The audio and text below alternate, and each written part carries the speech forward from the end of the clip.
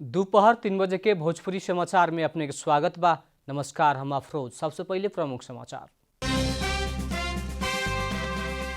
उपत्यका आ दोसर जिला भीतर खाली जारी कैल सवारी पास आज से रद्द, अंतर जिला जाए वाला पास यथावत।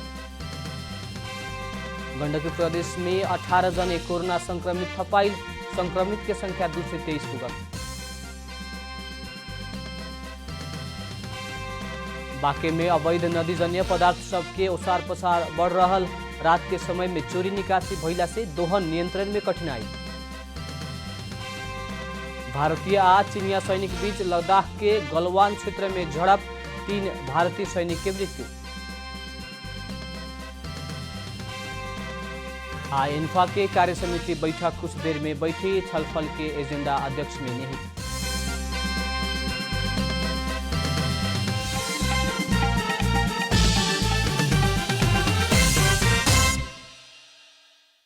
अब पूरा समाचार। काठमाडौँ उपत्यका आ अन्य जिला भीतर खातिर जारी कैल सवारी पास सब आज से रद्द भइल बाटे। सवारी पास रद्द भइला बाद यात्रा खातिर जोड़ बिजोड़ प्रणाली के पूर्ण पालना कर खातिर सरकार बतौले बा। काठमाडौँ उपत्यका से बाहर आ अन्य जिला से काठमाडौँ आए वाला खातिर जारी कैल अंतर जिला जाए वाला पास सब यथावत रहे के गृह मंत्रालय जनौले बा। मोटरसाइकिल लगायत 2 चक्का वाला सवारी में भी जोड़ बिजोड़ प्रणाली लागू कैल गेल बाटे। मोटरसाइकिल में 1 जने ही सवार होके के मिली कह के गृह मंत्रालय जनौले बा। 2 जने सवार मोटरसाइकिल के प्रहरी रोक रहल बा। जोड़ दिन में अंतिम के अंक जोड़ आ बिजोड़ दिन में अंतिम के अंक बिजोड़ नंबर भइल सवारी साधन सब चलाव के मिली। गण्डकी प्रदेश में कोरोना संक्रमित के संख्या 223 पुगल बाटे। आज थप 18 जने में संक्रमण पुष्टि भइला संगे गण्डकी प्रदेश में कोरोना संक्रमित के संख्या 223 पुगल हुए। थप संक्रमित होके वाला में कास्की के 1 सहित गोरखा के 10, सेंगजा के 4, नवलपुर के 2 आ बागलुङ के 1 जने रहल प्रदेश स्वास्थ्य निर्देशनालय जनौले बा। कास्की में देखल गई 21 वर्षीय पुरुष भारत से आके पोखरा महानगर से राखल क्वारंटाइन में बैठल रहलन।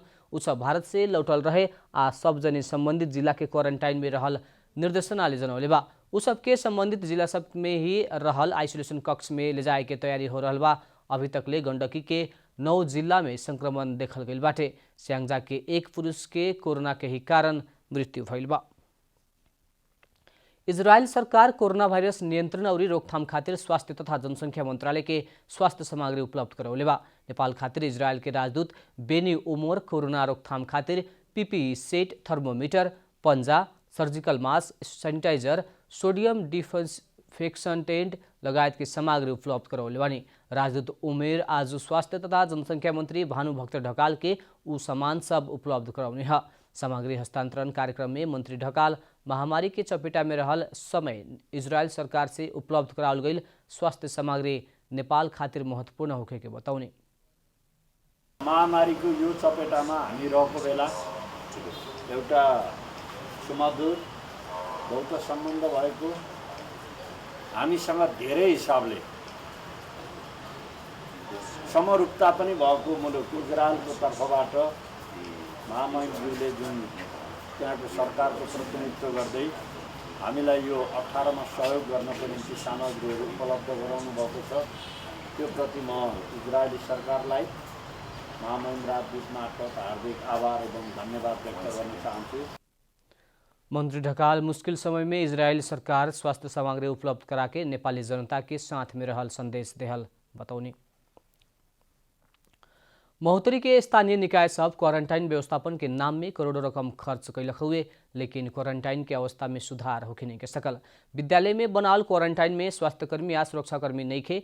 क्वारंटाइन में रहल सब शौच करेला आ नहाय खातिर गांव में ही पुगेला। महोत्तरी के बलवा नगरपालिका वार्ड नंबर 11 रौजा स्थित क्वारेंटीन में रहल लोग के शौचालय अभाव में सवेरे आ संझिया के शौच करे खातिर क्वारेंटीन से निकल के खेत आ नदी के ओर जाए के पड़ रहल बा। क्वारेंटीन द्वारा रहे के आ खाए के व्यवस्था कैला पर भी शौचालय ना बनेला कारण उ लोग के खेत आ नदी में जाए के मजबूरी बाटे। पुरुषी ना क्वारेंटीन में रहल महिला भी शौच करे खातिर खुला चौरी और खेत में ही जाएली लोग। अब हम सब एठम 20-22 दिन भ गेल, हम सब गरीब आदमी छी, हमर बाल बच्चा भूखे मर रहल है। एठम हमरा कोनो आय उपाय नहीं है। एठम हमरा रोक कर रखने छी, हमर बाल बच्चा एठम भूखे मर रहल, जो खर्च के देते। हम लोग महिला सबके साथ में रख के वहाँ पे चाहिए सब कोई चीज़ का व्यवस्था नहीं है यहाँ पे। कहाँ पे जाइए, खाना भी खराब दे रहा है, चाय भी खराब दे रहा है, कौन चीज करी हम सब, कोई चीज का व्यवस्था टॉयलेट है कि नहीं भीतर? टॉयलेट है भीतर? नहीं है, हम लोग बाहर जाते हैं बाल्टी। क्वारेंटीन में सामान्य सुरक्षा के उपाय भी नहीं के अपनावल गए। क्वारेंटीन में रहे वाला लोग के मास्क आ सैनिटाइजर भी नहीं के देहल गए तो आरडीटी पॉजिटिव आयल 32 सने आ जांच ना भइल लोग के भी एक गो कोठरी में राखल गइल बा। अब विद्यालयमा क्वारेन्टाइनहरू प्रायः राखेको छन् हैन।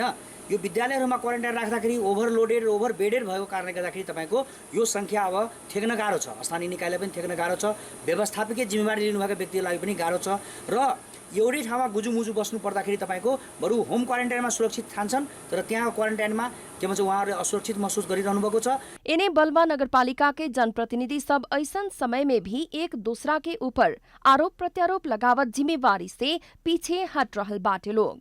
न त त्यसको खाना राम्रो व्यवस्था छ, अरू न त त्यसको बस्ने न सुत्ने न टोयलेट गर्ने त्यो कुनै व्यवस्था छैन यहाँ के। अब त्यो यहाँबाट मान्छे घरमा जान्छ रातिमा, यहाँको अवस्था यस्तो हो। अहिले पनि 35 जना के भन्छ कि त्यो पोजिटिभ भएछ तर त्यसको पनि अहिलेसम्म कुनै व्यवस्था भएको छैन। त्यहाँ एकैचोटि धेरै सङ्ख्या भएको कारणले यो समस्याहरू आयो। त्यहाँ शौचालय पनि छ, पहिलादेखि त्यसले राम्रोसँग सफा छैन। अब कोरोनाको नाम सुन्दाखेरि अब बाहिरको स्विपरहरू काम गर्न जान चाहँदैन, उनीहरू खाली भएपछि मात्रै म सफा गर्छु। महोत्तरी में रोजाना संक्रमित के संख्या बढ़ रहला पर भी जरूरी सतर्कता न अपनैला कारण जोखिम बढ़ते जा रहल बा। महोत्तरी से नवीन प्रियदर्शी के रिपोर्ट। भोजपुरी समाचार में अब छोड़ विश्राम।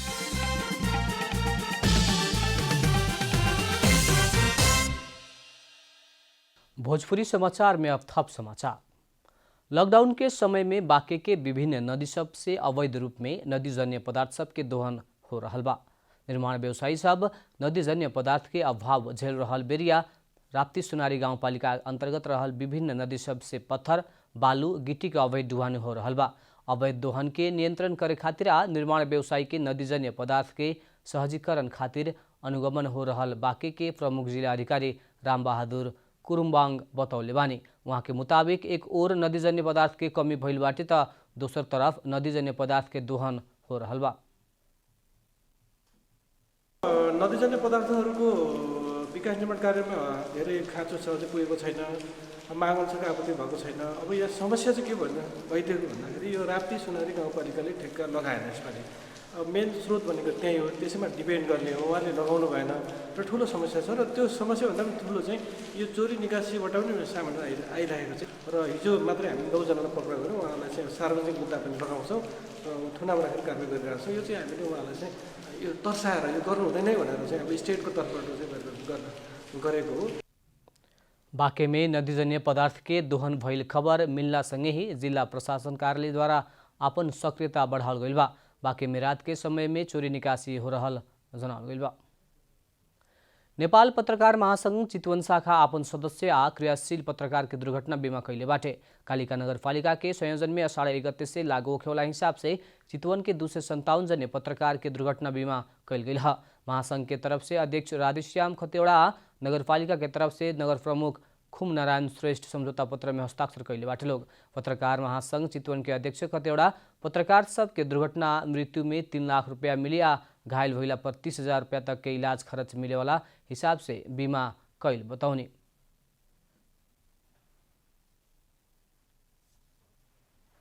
पत्रकारहरूले आफ्नो कर्मक्षेत्रमा खटिँदाखेरि विभिन्न खालका जोखिम वहन गर्नुपर्ने अवस्था छ। कहिलेकाहीँ भवितव्यले परिस्थितिजन्य जोखिमहरू सिर्जना गर्दाखेरि उत्पन्न हुने आहतमा चाहिँ थोरै भए पनि राहत होस् भन्ने हिसाबले यो पत्रकारहरूको सामूहिक दुर्घटना बिमा गरिएको हो।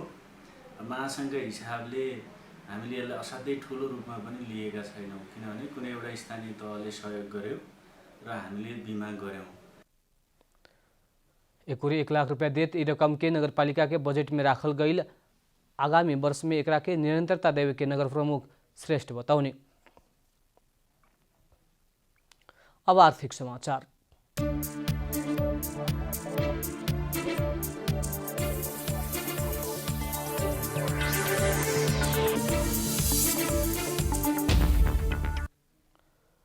देश के 7 प्रदेश सरकार द्वारा अगला आर्थिक वर्ष 2077-78 के बजट सार्वजनिक कल गई बा।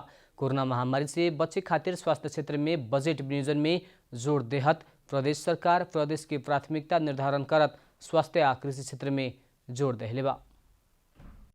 प्रदेश एक सरकार द्वारा आर्थिक वर्ष 2077-78 खातिर 40 अरब 89 करोड़ बराबर के बजट लियावल गइल बा। सोमवार के प्रदेश नंबर 1 के आर्थिक मामला तथा योजना मंत्री इंद्र आंगबो चालू खर्चा तरफ 18 अरब 93 करोड़ अर्थात 43.29% आ पूंजीगत तरफ 21 अरब 92 करोड़ अर्थात 53% बजट विनियोजन कल गेल जानकारी करौले बानी। ये रकम चालू आर्थिक वर्ष 2076-77 से करीब 2 अरब 70 करोड़ से कम बाटे। ओई लेखा प्रदेश सरकार द्वारा 33 अरब 56 करोड़ 9 लाख 89 हजार के बजट सार्वजनिक कल गेल बा। जे अंतर्गत चालू तरफ 15 अरब 42 करोड़ 26 लाख 98 हजार आ पूंजीगत तरफ 17 अरब 97 करोड़ 82 लाख 91 हजार बजट विनियोजन कल गेल बा। साथ ही वित्तीय व्यवस्था तरफ 16 करोड़ विनियोजन कल गेल बा। प्रदेश के आर्थिक मामला तथा योजना मंत्री विजय कुमार यादव स्वास्थ्य सुरक्षा के पहिलका प्राथमिकता में राखत बजट लियावल बतौले बानी। उन्हें बागमती प्रदेश सरकार 51 अरब 42 करोड़ 74 लाख 94 हजार रुपया के बजट सार्वजनिक कैले बा। चालू तरफ 26 अरब 28 करोड़ 73 लाख 35 हजार आ पूंजीगत तरफ 25 अरब 14 करोड़ 1 लाख 59 हजार रुपया के बजट आर्थिक मामला तथा योजना मंत्री कैलाश ठुंगेल सार्वजनिक कैनी हा। जेमे राजस्व अनुमान 20 अरब 83 करोड़ 89 लाख, अनुदान तरफ 17 अरब 86 करोड़ 98 लाख, अन्य राजस्व 5 अरब 12 करोड़ 97 लाख, राजस्व बचत 7 अरब 50 करोड़ के लक्ष्य लेहल गइल बा। ओही लेखा गंडकी प्रदेश सरकार अगिला आर्थिक वर्ष खातिर 34 अरब 84 करोड़ 21 लाख 60 हजार रुपया के बजट सार्वजनिक कैले बा। चालू तरफ 14 अरब 34 करोड़ 26 लाख 84 हजार आ पूंजीगत तरफ 19 अरब 99 करोड़ 94 लाख 76 हजार रुपया के बजट आर्थिक मामला तथा योजना मंत्री किरण गुरुङ प्रस्तुत कैले बानी। कुल बजट में चालू तरफ 41.2%, पूंजीगत तरफ 57.4% आ वित्तीय व्यवस्था तरफ 1.4% बाटे। वैसे ही प्रदेश 5 सरकार द्वारा अगिला आर्थिक वर्ष खातिर 36 अरब 35 करोड़ 25 लाख के बजट लियावल गेल बा। अगला वर्ष के नीति आ कार्यक्रम सब कार्यान्वयन करावे खातिर चालू तरफ 12 अरब, पूंजीगत तरफ 18 अरब आ वित्तीय हस्तांतरण तरफ 5 अरब रुपया अलग कल गेल बा। मुख्यमंत्री एवं आर्थिक मामला तथा योजना मंत्री शंकर पोखरेल ओ खर्चा सही खातिर राजस्व तरफ 2 अरब 3 करोड़ रुपया संकलन करे के लक्ष्य प्रस्तुत कैले बानी। ओई लेखा कर्णाली प्रदेश सरकार द्वारा अगिला आर्थिक बरिस खातिर 33 अरब 74 करोड़ रुपया बजट विनियोजन कल गेल बा। प्रदेश सरकार के आर्थिक मामला तथा योजना मंत्री प्रकाश स्वाला बजट सार्वजनिक करत पूंजीगत तरफ 19 अरब 6 करोड़ 91 लाख 21 हजार 57.5%, चालू तरफ 11 अरब 67 करोड़ 57 लाख 32 हजार 34.5% आ वित्तीय हस्तांतरण तरफ 2 अरब 99 करोड़ 65 लाख 9.5% बजट विनियोजन कल गेल बा। ओई लेखा सुदूर पश्चिम सरकार द्वारा अगिला आर्थिक वर्ष 2077-78 खातिर 33 अरब 38 करोड़ के बजट सार्वजनिक कल गेल बा। प्रदेश के आर्थिक मामला तथा योजना मंत्री झपट बोहरा प्रदेश सभा में 33 अरब 38 करोड़ 13 लाख 48 हजार बराबर के बजट प्रस्तुत कैले बानी।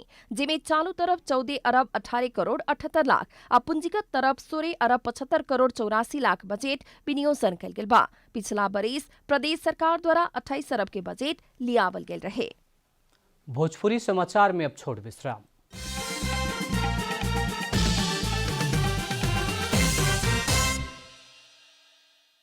पानी सबै शुद्ध पानी हुँदैन। पानी शुद्ध पानी बन्नका लागि विभिन्न प्राविधिक परीक्षणहरू उत्तीर्ण हुनु पर्दछ। Reverse osmosis, ozone treatment, UV treatment जस्ता विभिन्न प्राविधिक परीक्षणहरू उत्तीर्ण भएपछि मात्र बन्दछ पानी शुद्ध पानी। ISO 22000-2005 मान्यता प्राप्त मूलको पानी अक्वा 24 क्यारेट पानी होइन शुद्ध पानी।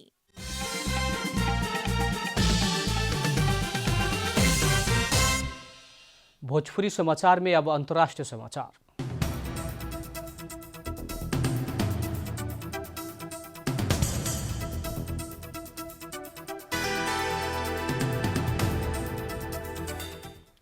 भारतीय आ चीनिया सैनिक बीच लद्दाख के गलवान क्षेत्र में झड़प भइला बाद 3 जने भारतीय सैनिक के मृत्यु भइल बा।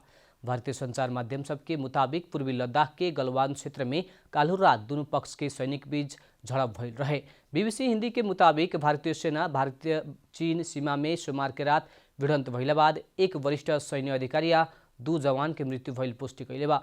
भारतीय संचार माध्यम सब सन 1975 बाद पहिलका बार नियन्त्रण रेखा में झड़प में मारल गईल जनौले बा। कुछ समय पहिले भारतीय संचार माध्यम सब दोनों देश के सैनिक अधिकारी बीच वार्ता के बाद चीनिया सैनिक द्वारा सैनिक की संख्या घटावल जनावल गेल रहे। अब खेलकुद समाचार।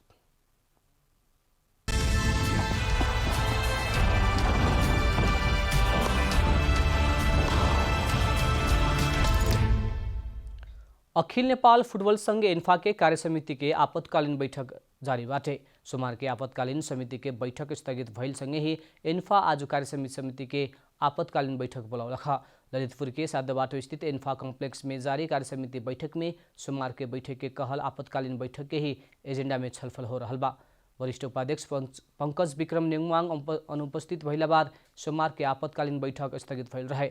नेमुवाङ स्वास्थ्य के कारण देखावत बैठक में अनुपस्थित भइल रहलन।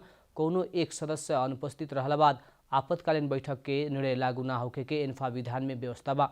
एन्फा के मनार्थ अध्यक्ष पुनर्स्थापना करे से लेके भक्तपुर जिला फुटबल संघ की कार्रवाई करे तक के विषय में निर्णय करे खातिर एन्फा आपतकालीन बैठक बोलाउल रहे। अंत में प्रमुख समाचार फिर एक बेर। उपत्यका आ दोसर जिला भीतर खातिर जारी कैल सवारी पास आज से रद्द। अंतर जिला जाए वाला पास यथावत। गण्डकी प्रदेश में 18 जने कोरोना संक्रमित थपाइल। संक्रमित की संख्या 223 पुगल।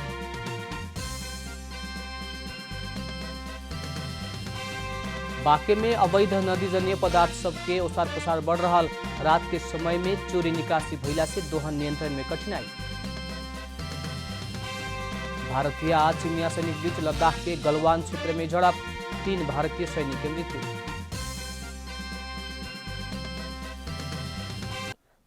भोजपुरी समाचार अभी खातिर इतना ही। जनता द्वारा जनता खातिर प्रसारित जनता टेलीविजन के कार्यक्रम सब यूट्यूब, ट्विटर, फेसबुक आ हमनी के वेबसाइट जनतासमाचार.com में भी पढ़ा देख सकत बानी।